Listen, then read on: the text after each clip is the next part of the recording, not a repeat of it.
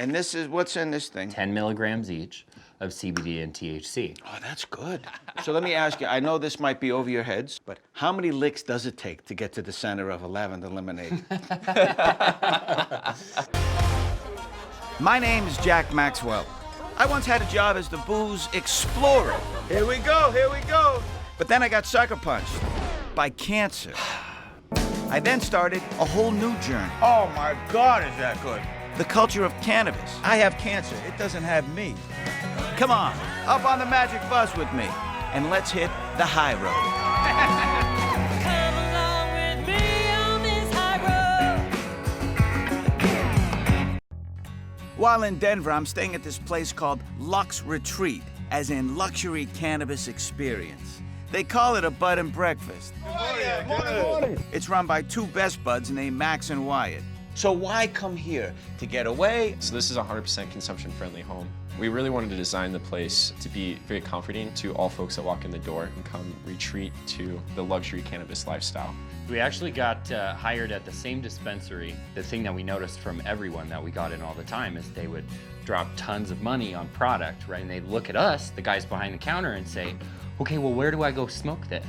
And we got sick of having to say, well, you're SOL. You know, there's nowhere that you can legally consume this right now. What else do you provide? Yeah, so things like black car service, private chefs, yoga instructors. What do you need a black car for? We can have that black card take you anywhere. Usually to dispensaries is a really popular option. So why don't we do that then? Why don't you call up your black car service? This is big time. Yeah. Fancy black car? Absolutely. Okay, thank you. Let's go pick up some cannabis products. Hello. Oh, Just grab IDs? those IDs from you guys, please. Oh, I forgot mine.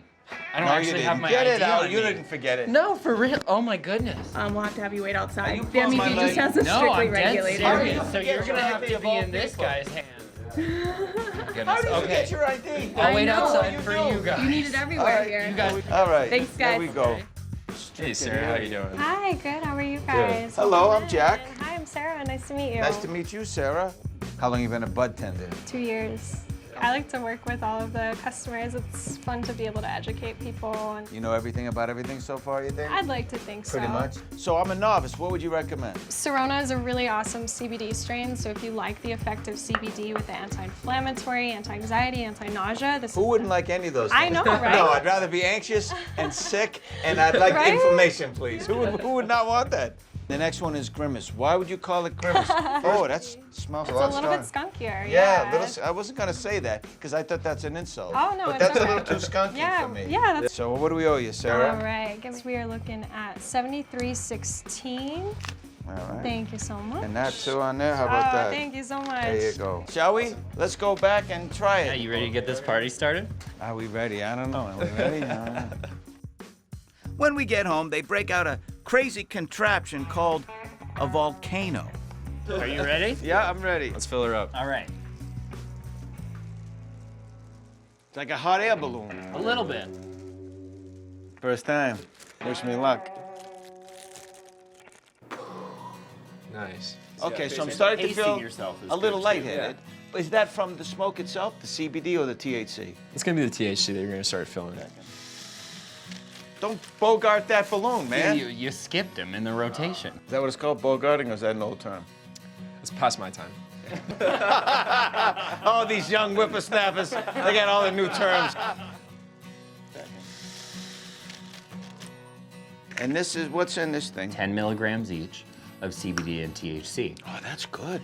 So let me ask you, I know this might be over your heads, but how many licks does it take to get to the center of a lavender lemonade? When is dinner, by the way? Call me when that's ready. I think I'm gonna take a nap. And I'll let you know how I'm feeling. And what kind of dreams I have, all right? Yeah. All right, sounds good. CBD time. Good night. Take a ride with me on this high road. And now we have with us one of those two gentlemen who were so nice to have me at their Luxx retreat, Max and Shine. Hey, Max, how's it going? I'm doing well, Jack. How are you? Good, good. So I understand, and please correct me if I'm wrong, that mostly due to the virus, that beautiful Luxx retreat is not even around anymore. Is that true? That's actually true. We did move on from there. Oh, that was so nice. Let's talk about that for a minute, and then we'll talk about moving on. I just thought that was such a good idea. You know, the laws are so funny. It's a series of Freudian slip, half measures is what I meant to say. You can do it, but not here. It's legal, but not really. It's okay for medicinal, but not recreational. It's okay for recreational. You can buy it, but you can't consume it. And you guys found a way around all of that with this Luxx retreat, because at the time, there was no such thing as a consumption lounge legal in Colorado. I understand they passed a law finally, but you were the pioneers in that, right? Yeah, absolutely. We were kind of the major players in the beginning there. And so moving on was a little bit of a challenging decision to come to. But in the end, the way that the legislature was moving and the way that the economy was moving, especially with the impact of coronavirus, it just wasn't something that was feasible anymore. I don't think I'm smart enough to understand why this happens the way it does. But if it's going to be legal, why can't you consume it? Why can't there be a place like in Amsterdam, these so-called coffee shops? It's safe. There doesn't seem to be a big issue with it or a problem. I don't know what the legislators are thinking when they provide you the ability to do so, but you say you can't do it here, or you can only do it at home. And then there's a problem with that maybe because there are other issues. So what goes through your mind when you were starting this business, knowing that there was a lot of red tape in front of you? You know, honestly, we were probably just a little cocky and thought we could dodge that red tape a little bit better than we really could.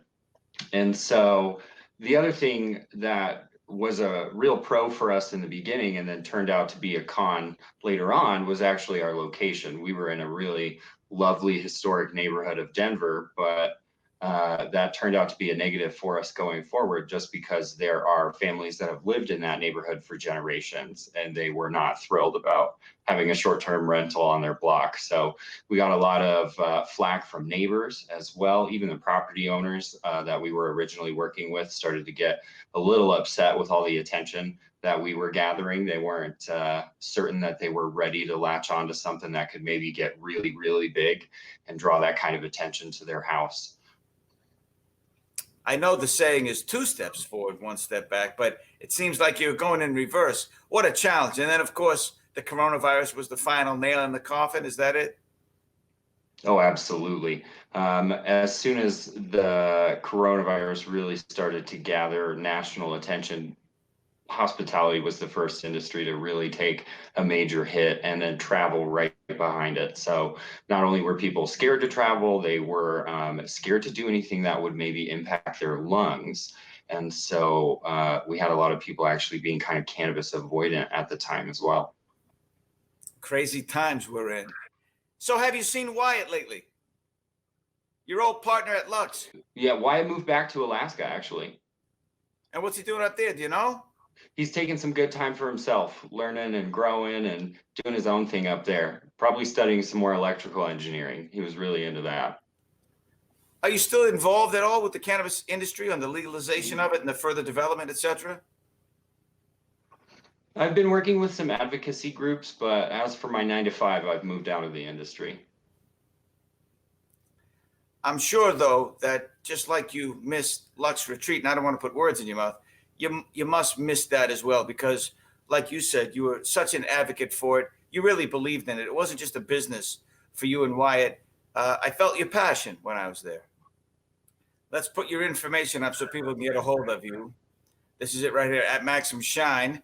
And people can ask you all kinds of questions, whether it's cannabis, private chef, interior design, anything, right? Absolutely. And you'll get back to them. Thanks for your time, Maxim. It was good seeing you again, man. Great to see you too, Jack. Thanks. All right, that's Max Shine. Thanks for joining me. We'll see you right here next week on the High Road.